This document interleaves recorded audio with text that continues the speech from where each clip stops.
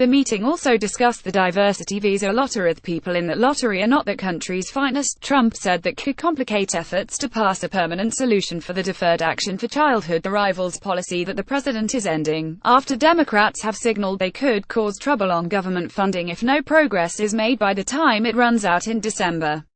We definitely ruled out putting any kind of daca package on the omnibus bill.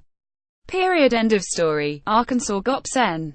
Tom Cotton told reporters afterward in the Capitol, "This is not going to be part of the end omnibus CR, and it's going to be coupled with some other border security and interior enforcement," Senate Majority Whip John Cornyn added. Also at the White House meeting were Senate Judiciary Chairman Chuck Grassley and immigration bill authors Sens. Tom Cotton, David Perdue, James Lankford, Tom Tillis and Lindsey Graham, who is leading negotiations with Senate Minority Whip Dick Durbin. Later Thursday, Trump did not address DACA but repeated his call for Congress to end the diversity visa lottery and so-called chain migration, or extended family sponsorship. "The people in that lottery are not the country's finest," Trump said at the White House. "Congress must end chain migration. Ultimately we want a system that's merit-based." A source familiar with the morning meeting said it signaled progress but no major breakthroughs, and while the diversity lottery came up and the president would prefer a permanent legislative fix, the White House issued no red line on how it would get done. Asked to react to the statements by Cotton after the meeting on Thursday, Senate Minority Leader Chuck Schumer shrugged. "We're going to do everything we can for DACA," he said. Talks have so far produced no clear outlines of a deal to protect the young undocumented immigrants brought to the U.S. as children, who will begin losing their protections in March under Trump's sunsetting of the program. The door was open to some kind of end-of-year deal last week, when House Speaker Paul Ryan raised the possibility in a closed-door meeting with a group of House conservatives, according to a senior GOP aide. A Ryan spokeswoman clarified it was not a set plan, and Ryan said in an interview later that day the timing was open to debate.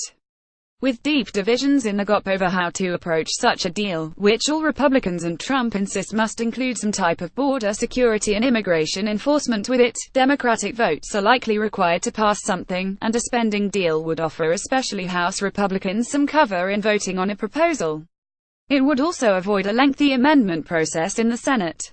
Democrats have also signaled that they would consider boycotting a government funding deal in December unless DACA had been addressed, setting a potential showdown. California Sen. Kamala Harris, a progressive Democrat increasingly talked about as a possible 2020 candidate, became the first Democratic senator last week to join Congressional Hispanic Caucus members who have discussed refusing to vote for funding with DACA unresolved. There may still be Republican support for a spending deal, if necessary.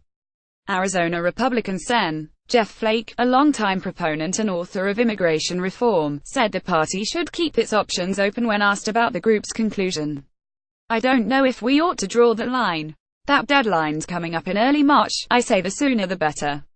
I don't know why we'd wait." Lawmakers shrugged off the idea that a DACA deal will be complicated by Tuesday's New York terrorist attack, which was allegedly committed by a 29-year-old Uzbek national who came to the U.S. on a diversity lottery visa. Trump has endorsed a proposal from Cotton and Perdue that would do away with that program, which doles out 50,000 of about 1 million green cards to the U.S. given annually to countries with low levels of U.S. migration, would sharply cut family-based green cards and overhaul the existing employment-based green card system. "I think the president wants both of those included," Cornyn said after the meeting, but didn't say it was a necessity. "We'll see what the Democrats are willing to negotiate. That's what this is, the beginning of a negotiation." Cotton, Lankford and Cornyn all told reporters that the bill needed to be narrow enough to avoid getting bogged down with every immigration proposal, and Cotton said the diversity lottery didn't necessarily need to be included. "I wouldn't say we ruled anything in or out there on policy," Cotton said. Cornyn said further negotiations come next, predicting a deal in January or February.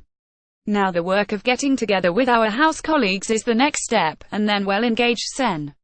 Durbin and the Democrats to see if we can work something out," Cornyn said. CNN's Jim Acosta contributed to this report.